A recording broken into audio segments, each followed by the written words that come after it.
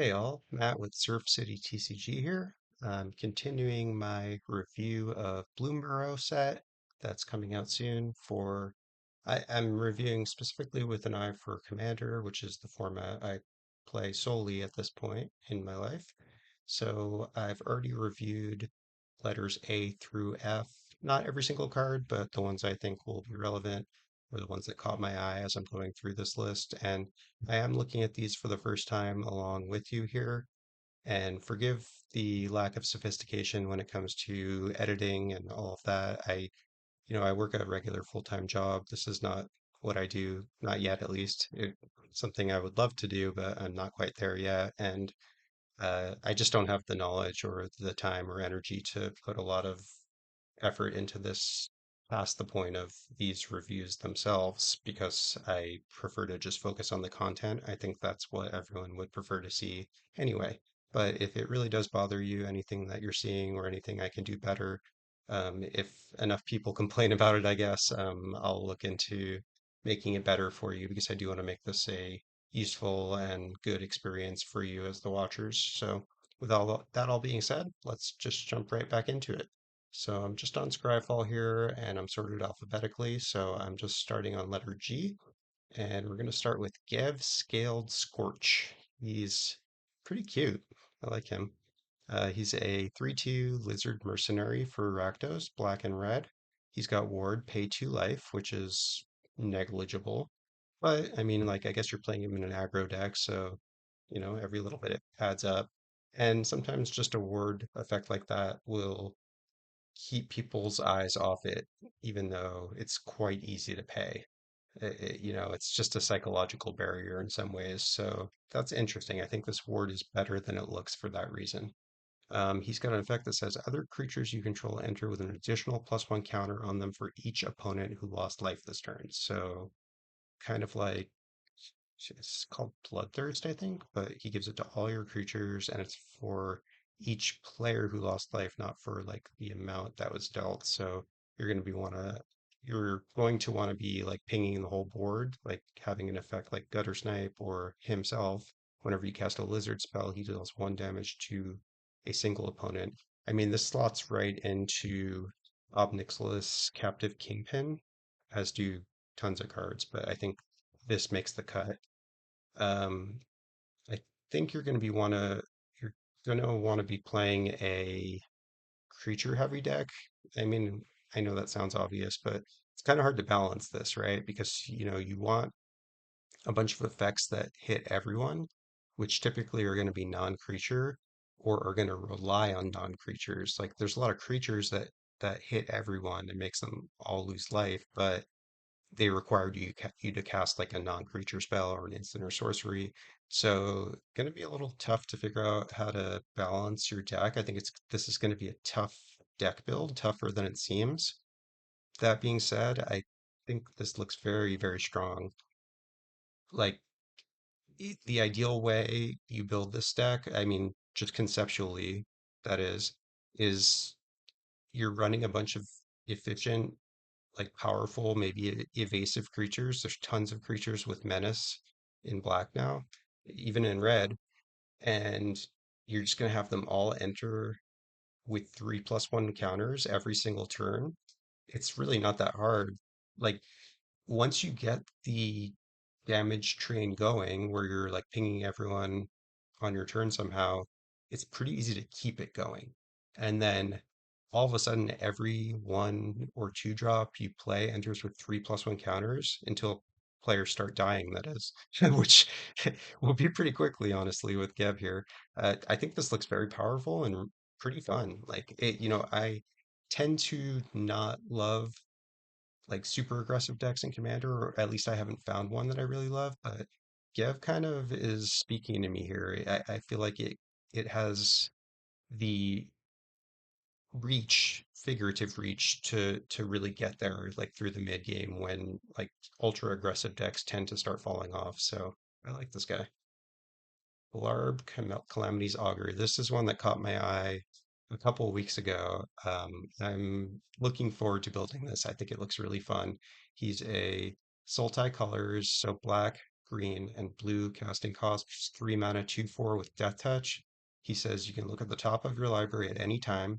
Love those effects, especially when it's not revealed like Oracle of Moldiah. He says you can play lands and cast spells with mana value 4 or greater from the top of your library. Sweet. And he's got tap, surveil 2. So you don't like what's on top because you're looking at it all the time. You can just boom, surveil 2, put stuff in the graveyard. So uh, I think the way you build Glarb or the way I'm going to build him is just like high value, like big spells, like just like the ultimate Timmy deck, you know? Like you're playing all the like 4+ mana, like fun stuff. You're playing the new Monstrous Vortex from MH3, I think it's what it's called. So he lets you play any spells off the top that are amount of value 4 or greater, not just creatures, not just enchantments, whatever you want. So like Storm of Saruman is a card that I absolutely love that I've been trying to figure out like where's the best fit for it. Um, Shadow of the Second Sun, that's a card. If you watch any of my videos, you know I'm obsessed with. That goes straight in this deck. Seems excellent. And then, of course, you're going to want the standard like Simic value stuff when it comes to landfall because you can play lands off the top, right? So you want Azusa, Lost But Seeking. You want all the cards that let you play an additional land of return. Summer Bloom is one that I'm a big fan of. It's just a 2 mana sorcery that lets you play 3 additional lands on any given turn, and such a powerful card. Like it's sometimes going to be dead in your hand, but as soon as you get an effect like Ramunap Excavator or Crucible of Worlds, it lets you play land from the graveyard. And if you're playing any fetch lands, boom, then you'll need a single fetch land in your graveyard to be able to play 4 lands in a turn or as many lands as you want. So really like the look of this card. It's just like a value deck. I'm sure you can combo off with it somehow. Like there's ways to combo off with every single card, right? But I'm just going to build this like as a giant spell deck with a bunch of sweet stuff and like it adds black, so it's not just simic value with no win con. So love this guy. Look forward to a deck build, deck guide, and a bunch of games from me with Glarb pretty soon here because I love him. All right, let's keep going. We've got another class, so even though this one's uncommon, I'm going to take a look at it because the classes are pretty nice in my experience. All right, Gossip's Talent, 2 mana class, mono blue. When a creature enters, surveil 1. Wow, I like that a lot. I have a Mirko deck, and this is going straight in, like automatically, because that effect is obviously in Mirko, it's nuts, but like I feel like I learned from that deck that Surveil is so powerful. Like it's better than Scry. I mean, I know that's obvious to most people, but like it's a significantly better than Scry in my opinion. So I really like this level 1 effect. So I would play it just for that in Mirko. Level 2 says at level 2 you've paid at this point 4 total mana. So I like to evaluate these classes in that way. The nice thing is you can pay it in installment plan, like, layaway or something. But at this point we've paid 4 mana into it. And then whenever you attack, okay, so whenever you attack with anything, target attacking creature with power 3 or less can't be blocked. Okay, that's a little bit more medium. Not super in love with that effect. Obviously, it's great in some decks, like ninjas and stuff like what is it, Edric or Toski, that kind of thing. That like what do they call those kind of cards? That have an effect on dealing damage. Saboteurs, that's what they're called in the Scryfall tags. So in a Saboteur deck, like the side commander from Gonti, Felix 5 Boots. So I think this slots into that deck probably. And then level 3 is 8 mana total. Whenever a creature you control deals combat damage to a player, you may exile it. So you can blink a creature when it hits someone. So it gives them pseudo vigilance because once they deal damage, they will blink and untap. So that's the worst case scenario. And the best case scenario is you're getting some fantastic ETB and you're playing cards that have good ETBs plus good Saboteur effects. So it kind of works in any Saboteur deck. So Felix 5 Boots again is going to want this, but also something like Brago or any of those Blink commanders might want a card like this if they're more combat focused. Looks a little bit narrow in general. I don't think it's going to go in every deck, but definitely a good card in a lot of decks. So keep an eye out for that one. Okay, yeah, I'm gonna skip these uncommons unless they really happen to catch my eye. And I might miss some good ones here, but for the sake of time, we're just gonna skim through them this way. Hearthborn Battler. 3 mana 2/3 with haste. Whenever a player casts their second spell each turn, it deals 2 damage to target opponent. Okay. So he triggers on any player casting their second spell, including you, and he'll do 2 damage to any opponent anytime someone plays their second spell. Yeah, I mean, this is the kind of card that like doesn't, it looks it I hesitate to say that it looks innocuous because I think like everyone realizes the potential power of this card. 2 damage adds up, and often is a player casting their second spell each turn. Like, I don't know, always. Have you ever played with or against Mangara the Diplomat or Trouble in Pairs or Lotho Corrupt Sheriff? Triggers all the time, like more than half the time, I'd say. People are playing more than one spell on their turns, and they're not going to play around this. No one's going to like not play double Mana Rock or Mana Rock into Commander just to avoid you dealing 2 damage to an opponent. You can even politic with it and be like, if someone's hemming and hawing over like whether or not they're going to play their second spell, just be like, oh, I won't send it at you. Um, this is the kind of card that you want in like that. Well, I just realized it's a lizard, so obviously it's meant to go with Gev, and I think it fits very nicely in that deck because like that deck is just doing incremental value, and then all of a sudden everyone's under 20, and they're like, "What happened?"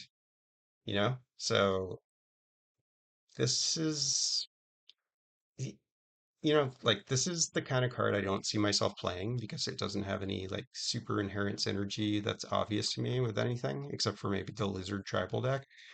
I'm sure there's something, right? But like in general, I don't play these sort of cards that are just aggressive and like kind of get everyone pissed off at you.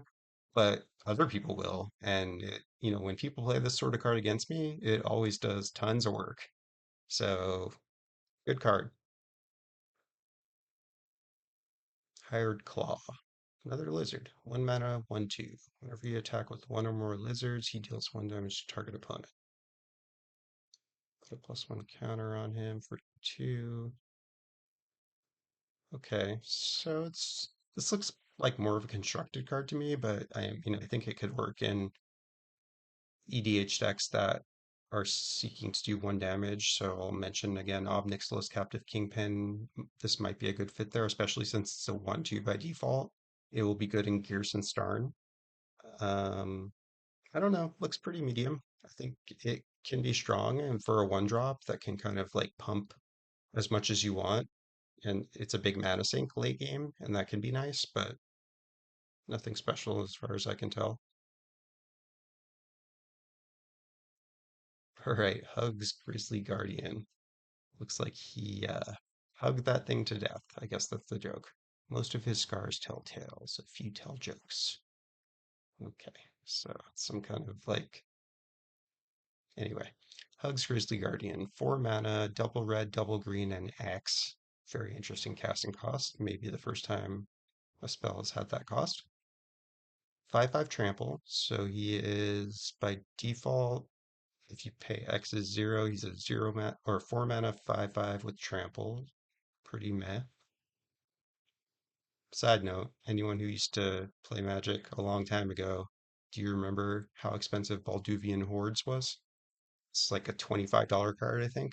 It's a 4 mana 5/5 with a drawback. Man, power creep is real.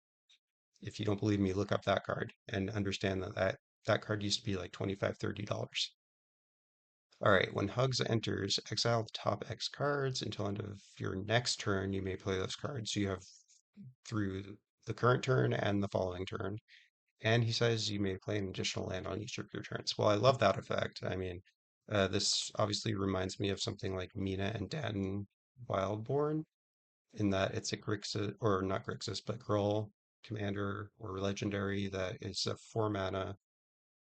He's got some like built-in card advantage as a mana sink, but I don't know. It's going to be a little difficult to put that much into X, I think, because he's already 4 mana, and if he gets killed and his commander taxes 2 more, like I think to me this doesn't look like a commander, but like a role player card in a different commander. So in something like Xenagos, this could fit because it's got trample, and Xenagos likes creatures with trample because he doesn't provide it. Xenagos God of Revels, that is. Potentially in something like Morocco Street Chef, where you're going to get value or synergy out of the exile, playing cards from exile part. Um, Not super impressed. I don't know. He's going to be good. It looks like a decent value card, but like it doesn't look that unique to me.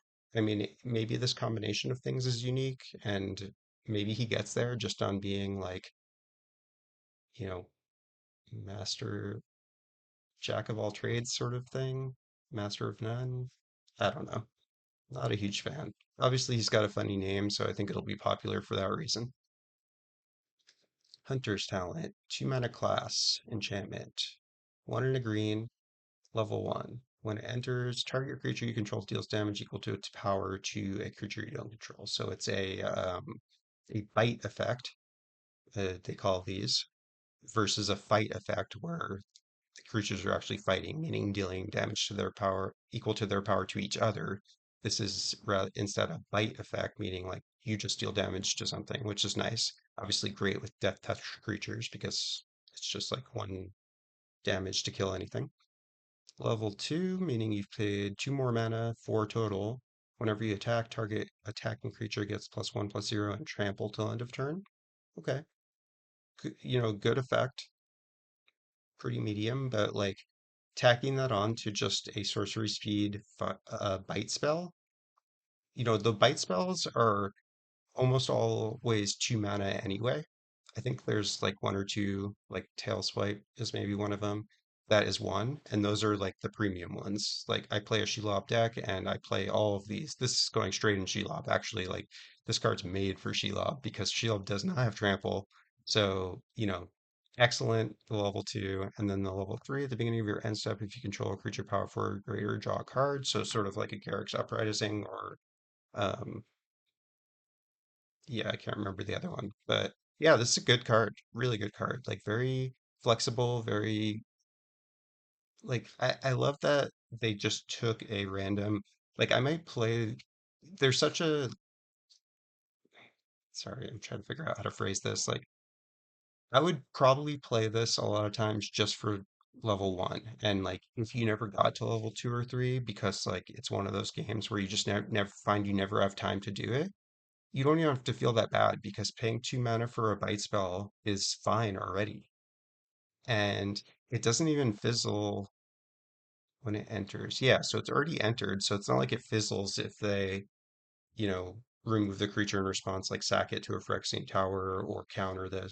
Well, I'm sorry, obviously if they counter it, it doesn't resolve, but if they hexproof their guy or something, like this still lands, which is nice. So I like this card. I see myself playing it. It's definitely going in Shelob. It's definitely going in like decks that want fight spells anyway. It seems really good. Here's another class. Man, there's a lot of these. I like that. I really like these. And I think a lot of players do too. So this is cool. Innkeeper's Talent. 1 and a green for the class. Level 1. At the beginning of combat, put a +1 counter on target creature you control. Okay.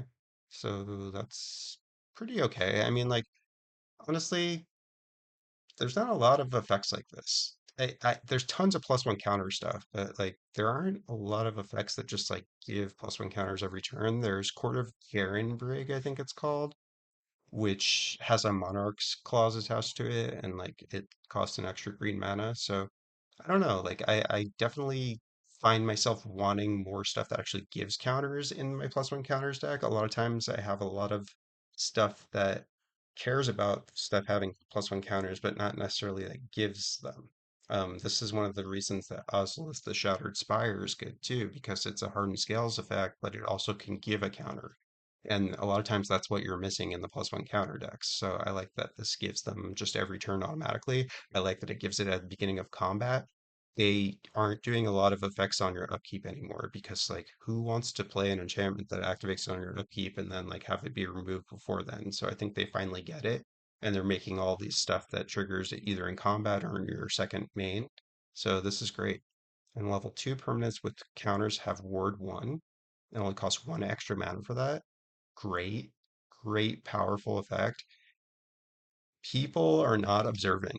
They won't remember that you have this, even if you tell them. They won't leave mana up. People, you know, there are plenty of good players who will attack first and then play spells in their second main phase. But there are way more that don't. Most people play whatever they're going to play for turn, go to combat. Maybe they leave 1 mana up for their swords to help them in combat, but they won't remember that your stuff has ward 1.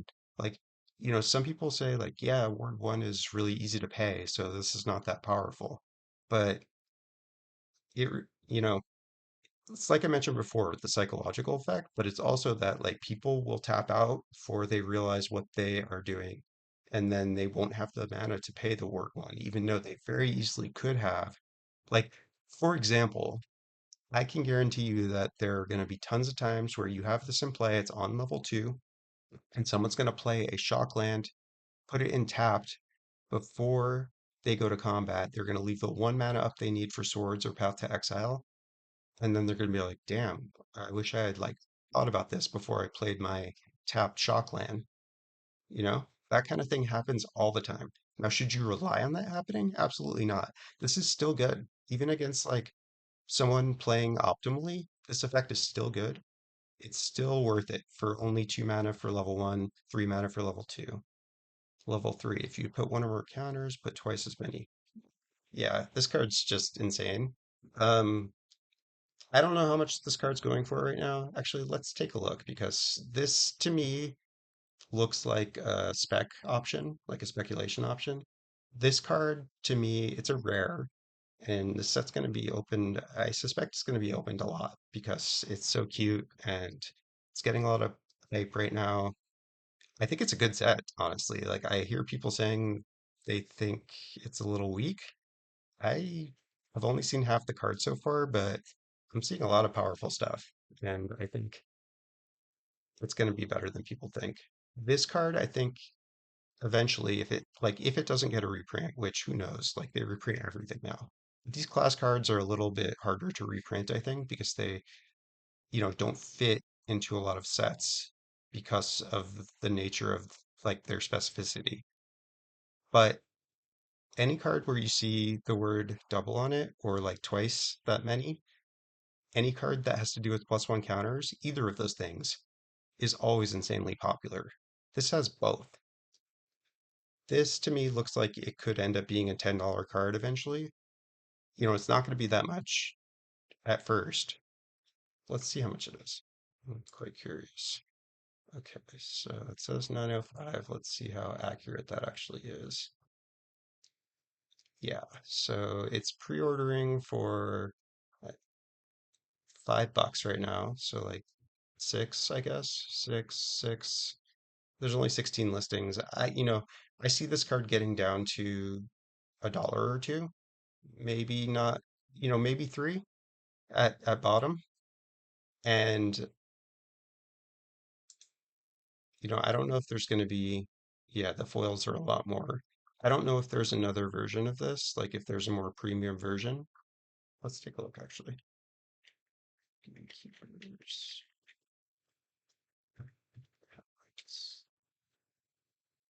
Okay, looks like this is the only version, at least the only one that's listed on TCG Player so far.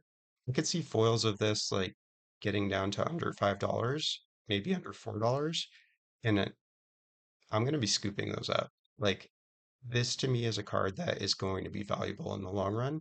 So I quite like it as a potential investment. Plus, I want at least 3 copies for my own collection because I could see putting this in so many decks.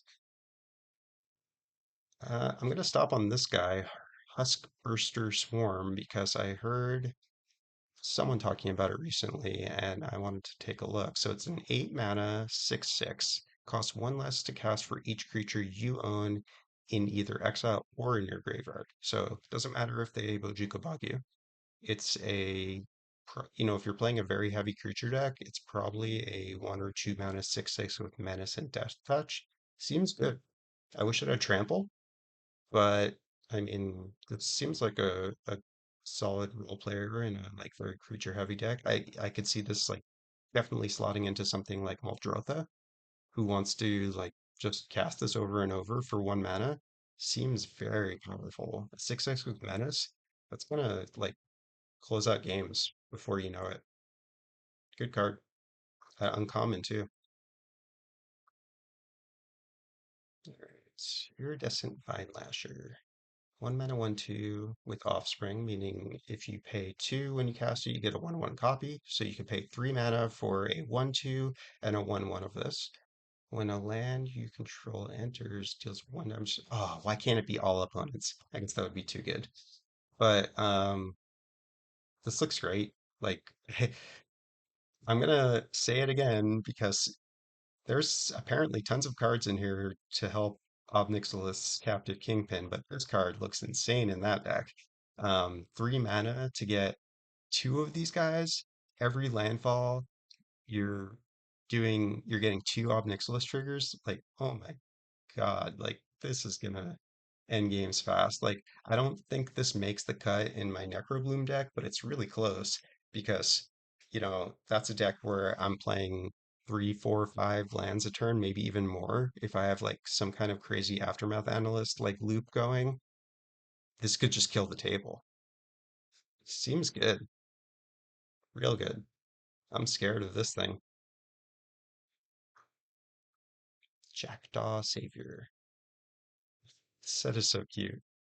I mean, like, I didn't think I'd care that much, but it really is like the art direction, I just love it. Like, I mean, look at this. It's so beautiful. Like, I don't often, I- especially lately, I haven't been super impressed with a lot of Magic art because I feel like it's gotten very digital. Especially as like an old school player, I miss, drawings like this and paintings that look like this. This might still be done digitally, but it very much looks like a watercolor or, something that was painted by hand, and I love that. Um, all of these do. They have that very like storybook feel. This one looks a little like digital to me, but still, I love the look of all these. Super awesome. So Jackdaw Savior, 3 mana, 3/1. When it or another creature with flying dies, so flying emphasis, interesting. Return another creature with lesser mana value. So the creature you return comes to the battlefield and it doesn't have to have flying. So this is kind of like a scrap trawler for creatures with flying, but it returns any creature straight to the battlefield. Looks like a great value card. Looks like a potential combo card. If you have like maybe in like Teysa Karlov, like it's really easy to combo off with this card potentially because you get two triggers of that when a creature with flying dies. Um, you won't get triggers off your spirits. Yeah, I don't know how to evaluate this one. I could see it being a pretty strong combo piece potentially. It is held back a little by having a return creature with lesser mana value, but still seems like a very good card. And even if you just want to play it for value, I think that seems great too. I like it. Castral, the Wind Crested. 5 mana, Azorius, 3, a white and a blue for a 4/5 flying. Bird Tribal. Whenever one or more birds you control deal damage to a player, choose one. You can take a bird from your hand or graveyard and put it on the battlefield with a finality counter, meaning if it were to die with the finality counter, then it gets exiled instead. You can put a +1 counter on each bird you control, or you can draw a card. Cool. Yeah, just a bird tribal commander to go with Kangi, I guess. Seems fine. It's a little expensive. I wish it cost 4, but I think it's a good card. Looks pretty strong. And, it'll be a bulk bin rare for sure, but might end up shooting up later when some cool birds come out in a future set. That's my um, that's my take on this card for now, at least. Keen-eyed Curator, 2 mana, 3/3 Raccoon Scout. As long as there are four or more card types exiled with him, it gets +4 and trample. One to and one colorless exile a creature exile target card from a graveyard. Cool. I mean it's like a scavenging ooze. looks pretty comparable, but it gets trample, and you can exile like any card. In fact, you're incentivized to exile different card types. So doesn't take long for him to become a 7/7 with trample. And then at that point, you've paid 6 mana into it, but you can like spread it out and just spend one here and there when you need to. Or if you're against a reanimator commander, like they hate to see this in play because you can just respond to any reanimation spell by paying one to exile that card. And even if they try to reanimate it again in response, you just have to pay one again in response. So yeah, this is like a must remove if you're playing a reanimation commander like Chainer. So for 2 mana, like what more can you ask? Obviously costs double green, which can be tough in a multicolor deck, but looks good to me. Kidnap. Look at this art. Oh my God. 4 mana for an aura. You can gift a card, so promise an opponent, you get to choose an opponent to draw a card. When you cast this, if you do, like, yeah, I explained this in my last video. So enchant creature. When kidnap enters, tap enchanted creature. If the gift wasn't promised, it gets 3 stun counters on. Oh, okay. So it's a mind control effect. So you're paying 4 to steal a creature. If you let an opponent draw a card, that's it. You just steal it for 4 mana. So it's like worse than control magic, which is just 4 mana steal a creature. When it enters tap. I see. So like interesting. So you could just use it as a 4 mana removal spell. I don't know. I don't understand why you would play this over Control Magic, and Control Magic is not a card that sees any play in Commander right now. I've played hundreds of Commanders games at this point, maybe thousands, and I've never seen Control Magic cast, and it's like bulk bin rare. So unless I'm missing something, this just seems worse. Like you're gonna steal the creature no matter what, whether you gift the card or not. If you don't gift the card, it gets tapped and gets 3 stun counters. So like you control it, but it's tapped. If you do gift a card, then you just control it. I don't get it. Like they both seem bad to me. Like yeah, sure, sometimes you'll steal a creature and you don't care if it's tapped or not, like Orcish Bowmasters or something. But still, like why tell me why you would play this card over Control Magic unless you're playing like gift a card tribal or something. Seems awful. I don't get it. Maybe I'm missing something. Please let me know in the comments if you feel like there's some use case for this that I'm not getting, but doesn't seem to make sense to me. It's Otterball Elite. And sorry, just to head back to this one. Just because it's strictly worse than Control Magic doesn't mean they wouldn't print a card that is strictly worse than Control Magic. Like, some of these cards are meant for standard or for draft. So that could just be the reason. But like in terms of a commander perspective, like just look elsewhere. This card seems real bad. Kit's Otter Ball Elite. It's a Otter Wizard. 1 and a blue for a 1/3 Vigilance with Prowess, meaning whenever you cast a non-creature, it gets +1/+1 till end of turn. It's a looter, so it can tap to draw, then discard, or you can pay 2 and tap to copy an instant or sorcery you control, but only if its power is 3 or greater, meaning you had to have cast 2 non-creature spells that turn, or it you had to have buffed it some other way, like put +1 counters on it or put an equipment on it. Um, I mean, for starters, 2 mana for a 1/3 looter with prowess and vigilance, like I'm in for that. Like this looks like Ledger Shredder to me, but with vigilance instead of flying.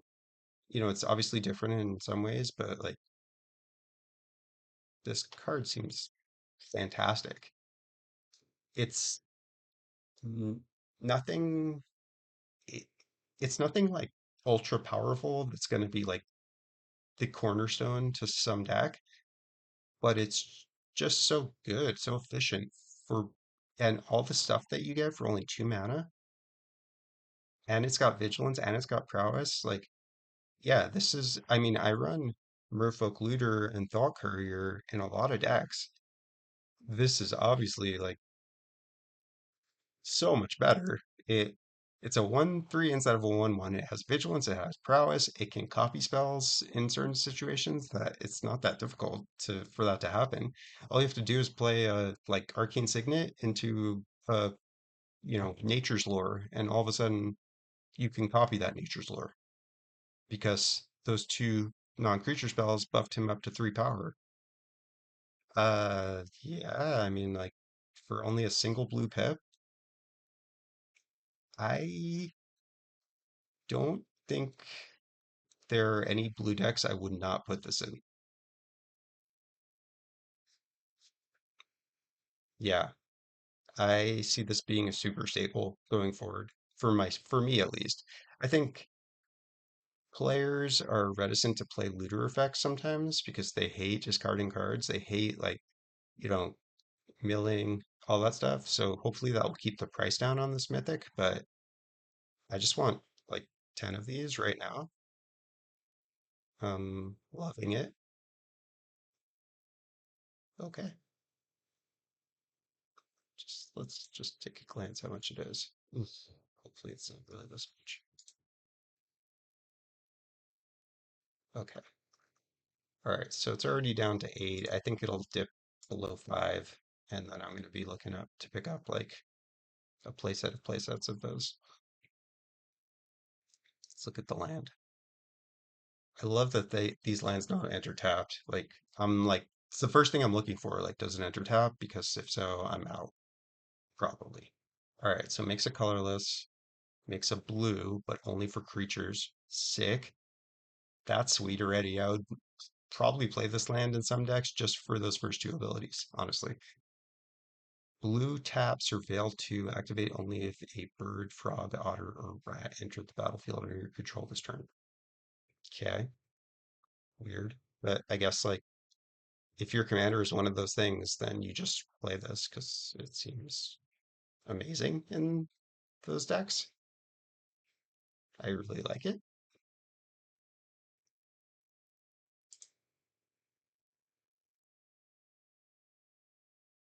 Whoops, I think I hit the double arrow. All right, we're probably gonna go through O, I think, for this video, and then I'll finish up with the third in the series either tomorrow or the next day. So let's keep going. Lumira, Bell of the Woods. Yeah, this is the card that's been spoiled forever. Ah, I mean, like, listen, I love this card. I'm gonna play so much of it. It's going in every green deck I have, in every green deck I'm ever going to build for the rest of time. However, I kind of wish they didn't print it. I feel like they're like printing a little too much of these effects that just like put so many lands into play for green. Like the Gitrog Ravenous Ride. I built that deck. I played it 3 times. It was so stupidly good. Like people either just kill it on sight every time, or you just like draw 90 cards and put all your land into play and just like, okay, I've got 30 land in play and you have 4. I win. So yeah, I mean, I don't have anything unique to say about this card, except maybe that I wish it hadn't been printed, even though I love it and I'm going to use the hell out of it. I do think it's like nuts OP, like full stop. 6 mana, who cares what its power and toughness is? Like it's going to be huge, but like if it was a 1/1 without vigilance or reach, I would play it for 6 mana.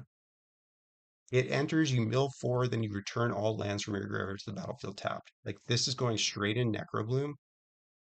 You know how many times I'm going to cast Green Sun Zenith for 6 and get Lumra? A metric shit ton. This card's stupid.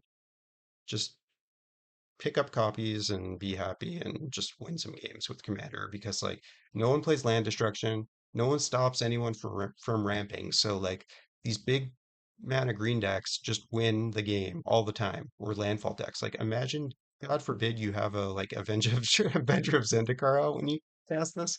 Like, all right, attack you for 600,000 with plants. Uh-huh. Real good. Yeah, best card in the set, like hands down. I haven't seen the rest, but like, come on, it's gonna be better than that.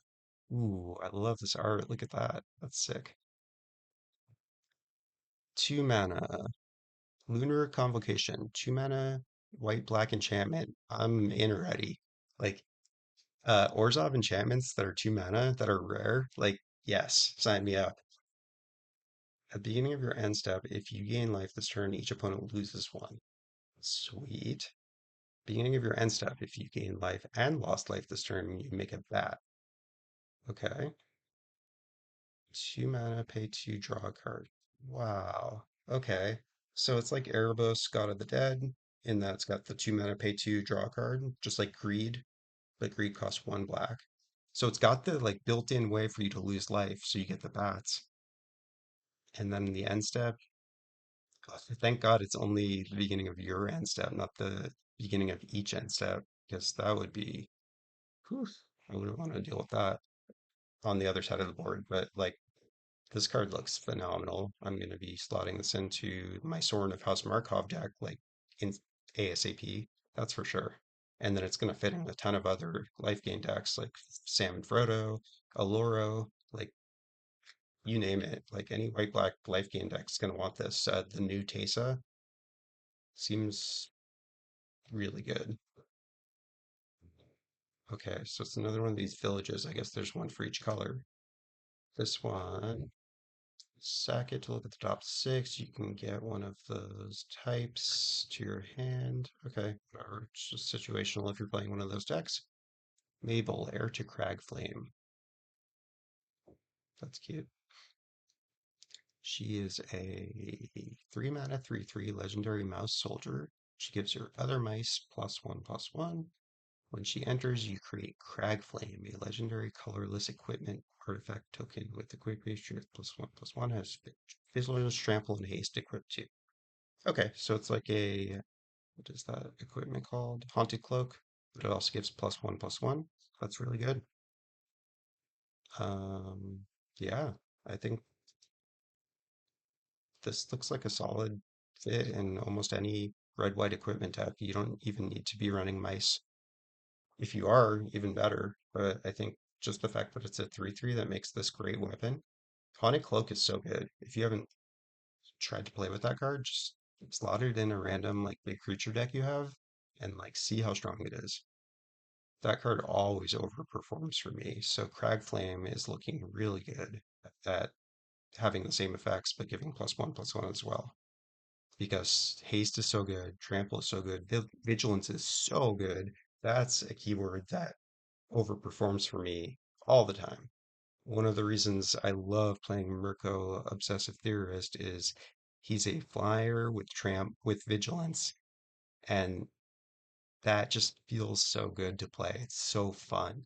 You just always have a blocker. It's flying. You just get free attacks and against people. He gets big, and it's just like, oh, this is how I want to play Magic. It's just like having these like beautiful attacks that like you have the luxury of attacking pretty much whoever you want all the time when you have vigilance. And yeah, Mabel looks good. Maha, it's Feathers Knight. Yeah, okay, its feathers are night, I guess is the point of this because it's not the contraction, it's the possessive, it's Maha, its feathers night. Cool name, feels a little try hard, but you know, they're trying hard. 5 mana, 6/5, legendary elemental bird. 5 mana, 6/5, flying, trample, ward, discard a card. Creature. Oh, it's this card. Creatures your opponents control have base toughness 1. Huh. I don't know about this card. Like, I feel like it's going to be relegated to the per style commander, where if you play it, you're just shunned from society forever because, like, you're not allowing anyone to play Magic. Like, yeah, go ahead and put Maha in play and have a Knight of Souls Betrayal. Like, it's so good. Your opponents can never play creatures.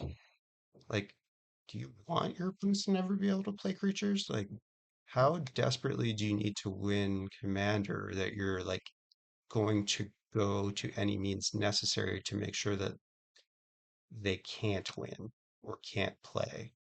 That's the problem with this card. Like, is it powerful? Of course, it's ultra powerful. Like, it's hard to remove. The ward is really strong.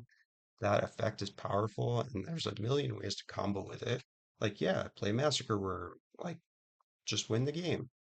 But I okay, so here's my thought on this card. Like, I think it is a great card.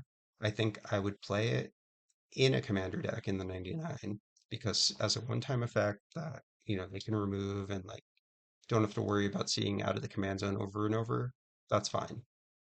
Probably, honestly, to be like perfectly honest, I probably still won't play it just because I don't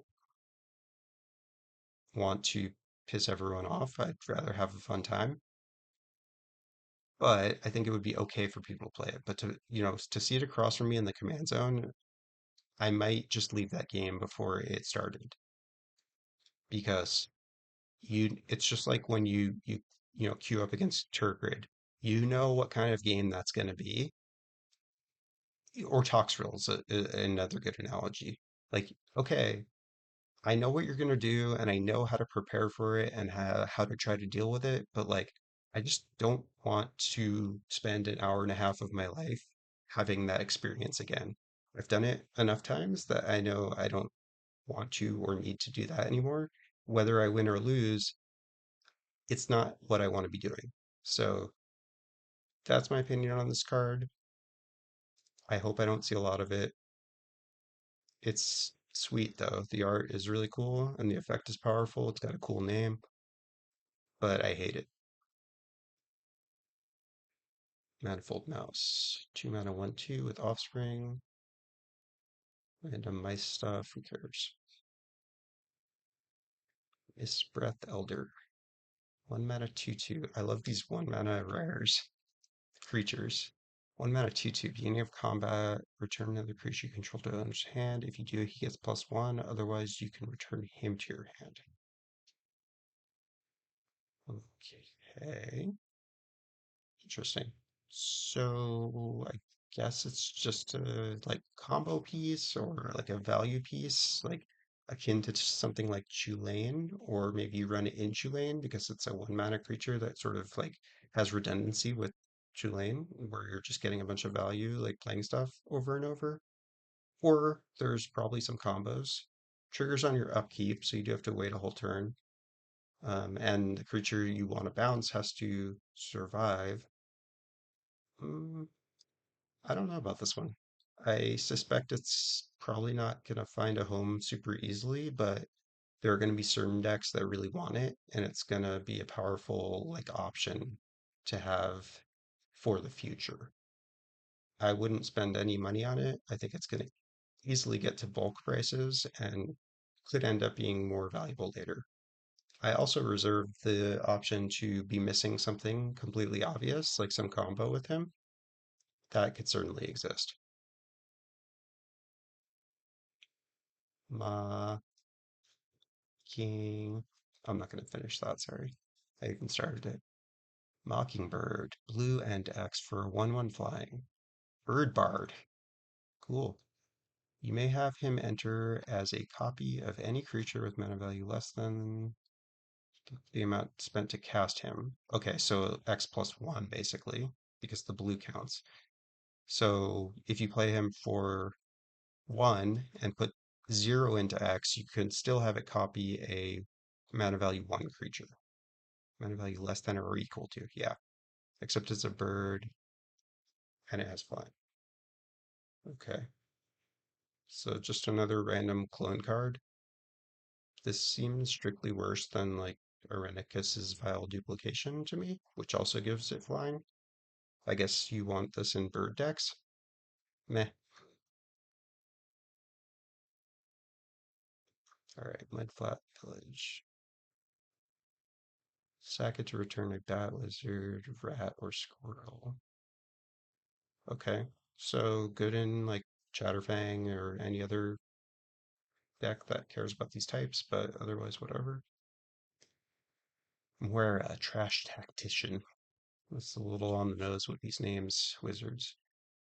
3 mana, 2/4. Beginning of your main phase, add red or green for each raccoon you control, so at least one. Only on first main though, so you don't get it until the following turn. Whenever you expend X, gain 3. Whenever you expend 8, exile the top 2 of your library. You can play those till your next turn. And just a refresher, expend means you spent that much mana on spells. So it has nothing to do with mana value, meaning if you cheat out, like, what was that 8 mana guy, Menace Death Touch that we looked at earlier? If you play him for 1, that's only expending 1, even though he's an 8 mana value. Yeah, this card seems whatever. Next. Oh, Ocala Village. +1 counter on frogs, rabbits, raccoons, or squirrels. Okay, whatever. Osteomancer Adept. 2 mana, 2/2 with Death Touch. Tap. Until end of turn, you may cast creatures from your graveyard by foraging in addition to playing their other types. If you do, it gets finality counter. So he allows you to basically flashback creatures with finality counters, but you have to forage, meaning sack a food or exile 3 other cards. So it's kind of like a Underworld Breach in a way, because like when you play a card with the Underworld Breach, you have to exile 3 other cards as part of the escape cost, but the stuff gets finality counters. So yeah, it seems good. Like definitely good in Chatterfang. There's going to be a lot of cards in here that are good in Chatterfang. I think he's in the special guest slot, so there's going to be a lot of hype around him. Obviously, he seems good in that deck, and yeah, any deck that like has foods available that are easy to sack looks like it might be a good fit.